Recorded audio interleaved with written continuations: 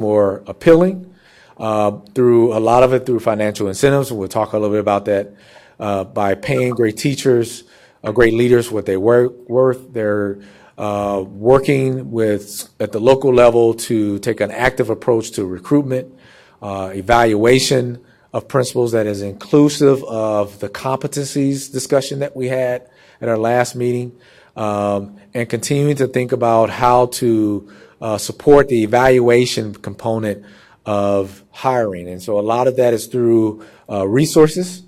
So nearly half the states are providing some financial incentives to attract highly effective educators in their low-performing schools. This is kind of that accountability and kind of carrot. We're going to hold you accountable for these things, but we're going to provide some resources to do some of those things. With the resources are coming the evaluation of some of these individuals and efforts as well. And so those financial incentives, which a lot of times is state funding that we're seeing across the country, is what's being used to drive the support side of that as well. It's another example. About half the states are providing direct services to low-performing schools. And again, that's using the resources to be able to do so. So here's an example of what's happening in Florida. Florida hosts a differentiated accountability summer academy every year. They are bringing together those low-performing schools and districts as well, and providing support through facilitators to conduct these needs assessment, to develop these strategies around the school improvement plans. This is actually a requirement for many of those school districts that have low-performing schools. And again, behind that are resources to support it. So that's about half the states that are using this type of strategy to support some of the accountability measures that are in place, but more importantly, support many of the schools to drive the change that we're hoping to see. A couple more examples, and I'll pause for questions. In Texas, the commissioner can assign a campus intervention team, again, to conduct those on-site needs assessment. Again, resources behind it. The state can have input into and develop school improvement plans. One example is in Maine, where low-performing schools are engaging in kind of this self-evaluation, school improvement planning that's facilitated by department staff. Maine, it sounds familiar, by the Maine Department of Education staff. And again, resources are made available through their flexibility waiver to do this work. Some of that also includes some state funds to be able to do that work as well. I'm going to pause and see if you had any reactions, questions to some of these examples we put forward.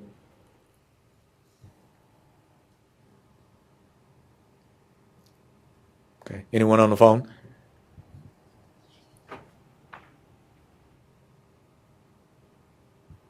Sounds good? Yeah. Okay. Sounds good. I included this because in states where support has become critically important, there is the understanding of the turnaround context. And so to an earlier question that was asked around similar things across states, across districts, but there's still the context that's in place. So I use the reservation schools, for example. Replacing staff and replacing principals, it's hard in any context, but even harder when you are in a reservation context. And so a lot of the funding is thinking and taking into account the context of many of the schools that are on any given list or that's been identified for a school turnaround. And so in doing that, states are targeting certain areas. So teacher recruitment or teacher selection or teacher support, principal support, and they're making funding available to specifically work with schools that are on reservations, specifically work with the increasing number of schools that are in rural or rural remote contexts. And some of that is state funds, some of that is leveraging federal dollars to be able to do that as well. So I just wanted to kind of go back to that context because it does, the context of who's on the list and where your low performing schools do matter in terms of what you think about as a support strategy as well. And the reservation schools is a great example. The other kind of target for support is at the district level. How do you create and trigger financial incentives that ensures a commitment to success from the districts, that they are choosing turnaround for the right schools, those schools that are ready, that they are focusing on developing a pipeline of turnaround leaders. How do you think about using those incentives to promote the autonomy, what we like to call the big yes to turn around, that they give their schools the big yes and their principals the big yes to make the decisions that are needed to drive the change in a sustainable way. But also, how do you hold those leaders accountable for their results as well? How do you think about incentivizing, prioritizing teachers for hiring in turnaround environments? And then to Board Member Baker's point, how do you ensure that they're proactively engaging the community in this so that they're part of turnaround and they're owning the turnaround work as opposed to the turnaround being done to them? And so those are levers. And one particular place that these 7 principles are significant, and I mentioned Massachusetts earlier, is in Massachusetts. Their incentives are at the district level, but the district has to commit to these and have to actually show their commitment. And the evaluation is around these particular 7 points as well.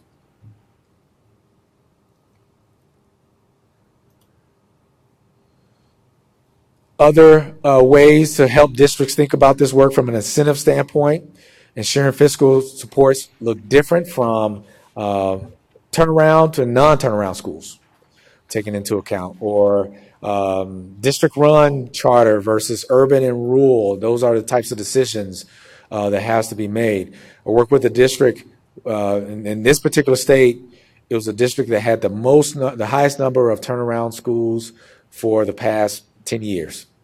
And we were brought in to help do some district assessment, district readiness. But as they were working in teams, what they came back and said is that, we don't do anything differently for our turnaround schools than our non-turnaround schools. And it was a big aha moment for them because they had a lot of resources over the course of 10 years, but they were also surprised that there had been no movement in turnaround schools. And it was a realization for them, and for them it took an outsider to come in and kind of help facilitate it. But for them, there was a realization that we haven't done anything differently for our turnaround schools versus non-turnaround. So those things become important as you think about incentivizing change, incentivizing support as well. How do you incentivize to help the district think about removing barriers and leveraging funds? I like to say the federal dollars represent one pot of money in any given district, any given state, but there are also general funds as well that are in a lot of times been used in very similar ways when you think about professional development, when you think about development for curriculum, leadership, et cetera. How do you help the district think differently to leverage hiring and those types of things? And so as we think about support, those are some questions to also begin to raise in terms of how to incentivize these types of changes. I'm going to pause again and see if there's any reactions, thoughts.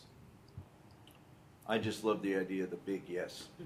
And I think it goes back to Member Wellborn's point earlier about school boards. Yeah.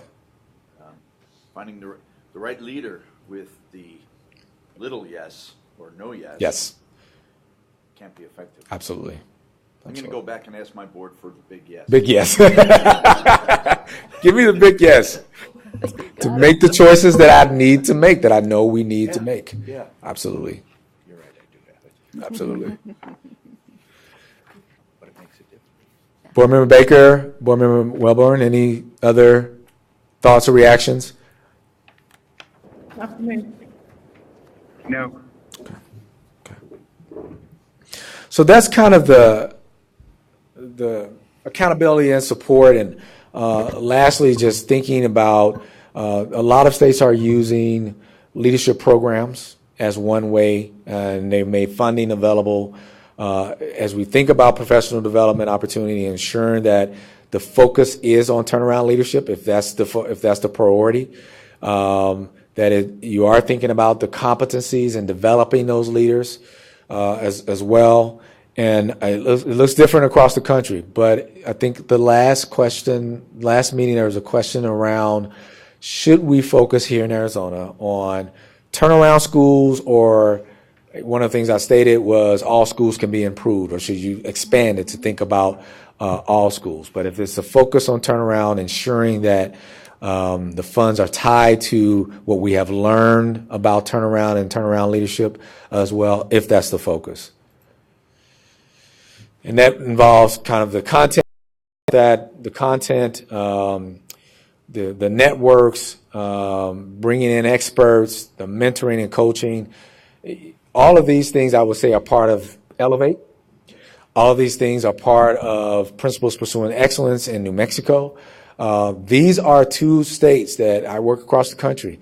These are two states where other states are actually calling. I was actually in a state when they called Arizona Department of Education to learn about Elevate, and even sending people out to see how Elevate is run, because they're trying to duplicate that and create the leadership programs that you have here with your low-performing schools and districts through Elevate, as well as in New Mexico as well. And so these high-quality items that are listed here are become significant in terms of developing leaders to lead turnaround, not just at the principal level, but even at the district level as well.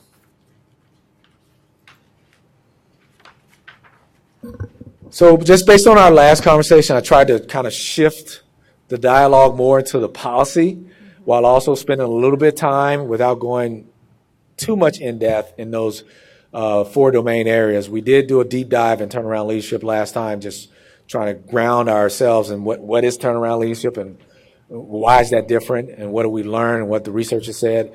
And we can do that across any one of those particular domains. But based on our conversation at our last meeting, the group wanted to go more toward kind of what are some of the policies and what states are using. I think to board member Baker's point last time, the tool that you have is the accountability tool as a state board. I would promote along those same lines the support tool as well to help meet those accountability requirements that you put forward. And a lot of times those accountability requirements trigger the change that you want to see from a systems perspective. They have the ability to do so. I'll stop and see if there's any questions, any thoughts. Thank you. Yeah, thank you. Thanks for having me again. Once again, thanks for having me, Alicia. And anytime that you all need me for any additional information, feel free to let me know. Thank you. Thanks. So members of the board, again, we thank Carlos and Wested for providing all of this information for us from the retreat, the meeting on the 6th, and today. And I mean, I have his phone number, so we'll call him if any other questions arise. And I think really the next step for the state board is to sit with some of this information, think about how the state board plays a role in school improvement. And on Monday, after our state board meeting, Devin with the Department of Education will give us a look on what Arizona looks like in terms of school improvement, what the Department of Education is doing with school improvement. We have now a national overview, which I think has really gone in depth with today's presentation. I know for myself, I probably took like 10 pages of notes and really looking into what some other states are doing. And I'm interested to hear more from Devin on Monday, so I can make some correlations on what Arizona is currently doing that aligns with other states, where other states being a little innovative, that the state board can get involved, because ultimately we want to do what's best for kids and get kids where they need to be. So with that, if any members have any questions or concerns over the weekend as you're thinking and digesting this, feel free to send myself an email, and I can always link us up with Carlos. Okay? And with that, we are adjourned at 11:07.